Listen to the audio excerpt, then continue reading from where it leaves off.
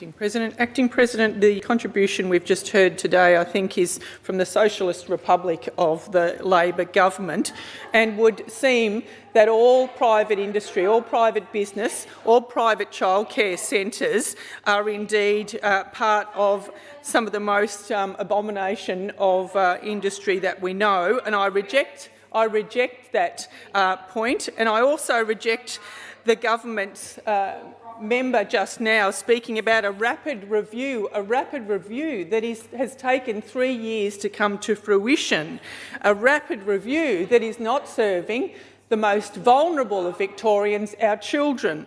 And I stand here to support our Liberal and National motion for a referral to the Victorian Ombudsman of this very important issue of the Quality Assessment and Regulation Division, QARD, as I will refer to it. Now, this government is a world-class in finger-pointing. Look over there, but don't look in the mirror.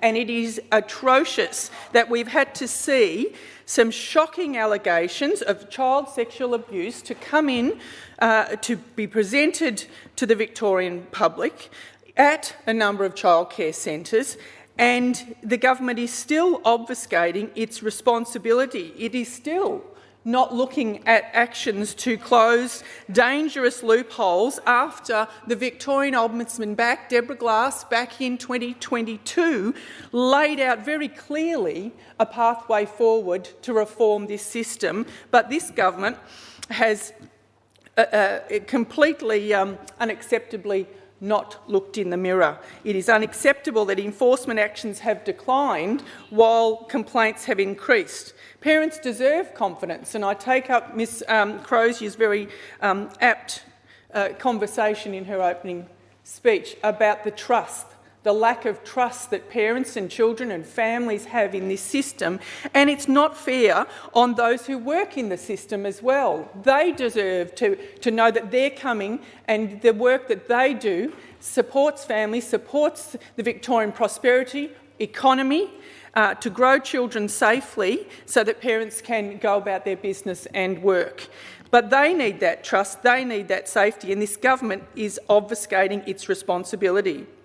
Now, indeed, we know that very shockingly over the last 8 years, a perpetrator, an alleged perpetrator, is now looking at 70 charges over having worked in the system for 8 years, allegedly employed across 23 childcare centres.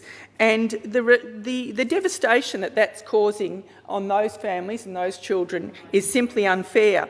Now, the government introduced child safe standards in 2006, and I've spoken on this a number of times in relation to the disability sector, and many in that sector feel that this is a policy statement rather than action, an embedded action in all of the areas of education, and in this case, childcare nurturing environments. And we see also that the Quality Assessment Regulatory Division, QARD, is a division of the Education Department, yet with this government's own investigation, rapid review as we've heard it called, is not looking at its own homework. It's not looking at its internal department. Now, you cannot stand up here and hand on the heart saying we're making a difference if you are not going to investigate some of the issues around regulation and safeguarding frameworks, and it is just an abomination. We see the Victorian Ombudsman, and I know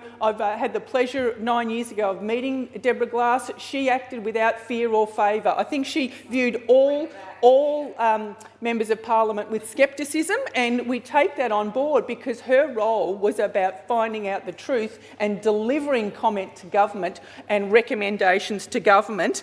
And boy, did she find out some things back in 2022 in review of working with children's check. It certainly, she exposed the system had serious flaws in the way it was managed, particularly around information sharing and revocation delays. Her findings included there was limited access to intelligence, that Working with Children Victoria could not access interstate child protection reports, intervention orders or unprosecuted allegations. The system relied on almost exclusively on criminal charges. So it had to get to a point where the police were called in, that there were, as we've seen, criminal charges laid before there was a serious consideration.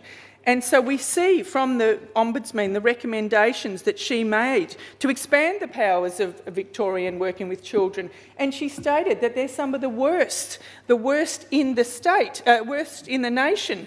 And her quote reads from that report, "Victoria's Working with Children's check laws are among the most limited in Australia. They do not allow consideration of child protection reports or other relevant information unless it results in a criminal charge." This just highlights how flawed the system was and still is 3 years later, and the government is calling it a rapid review. The Ombudsman also spoke about improved interagency coordination between police, between child protection services and employees. It also called for faster response times and stronger oversight of high-risk individuals. Well, we've seen those individuals in the most alarming and concerning way for our children. Now, what the government needs to look at is why is it actually doing an internal review without looking at this QARD? It is just mind-boggling that it thinks that it's acceptable. And what have we seen from the Liberals and Nationals? And I put on record my thanks to our Shadow Education Minister and Shadow Attorney for the work, the depth of work, the thorough work they've done, but not only that, coming up with solutions for this situation, for the very vulnerable people. And I won't mention, other than briefly, my thoughts around this is I'm a new grandmother and my grandchild is not in this state, and I might have to say in this case, sad for me, but that their system in New South Wales is far stronger in relation to this. Those children are the most precious resource we have in our nation, and they deserve the maximum amount of protection, safeguarding that this government has not implemented. Now, in relation to our worker screening amendment, Safety of Children bill that we put forward in the lower house that the Premier decided to reject, we've tabled it and first read it today, and so we are going to then put it on the notice paper for debate as a private member's bill for the Liberals and Nationals for the whole of the state, and this House should be looking to adopt it. Well, I also thank in this case, the Greens for their consideration, and they've got a motion up ahead that needs to be dealt with in a positive fashion from this House. It is important that we strengthen this. It is important that there is expanded grounds for refusal with working with children. It is important that there is law enforcement integration. It is important that there is a shortened validity period, and we were going to reduce that for people working in the industry, not for those who volunteer at the netball club, but for those in industry, that it is reduced to 3 years, because a lot can happen in 5 years. It is important that there is mandatory training, and applicants must complete online mandatory training on child sexual abuse and other forms. These are the sorts of rigour that the Liberals and Nationals want to put in. We understand that the system, the trust in the system has been broken. It has been broken. We understand that rather than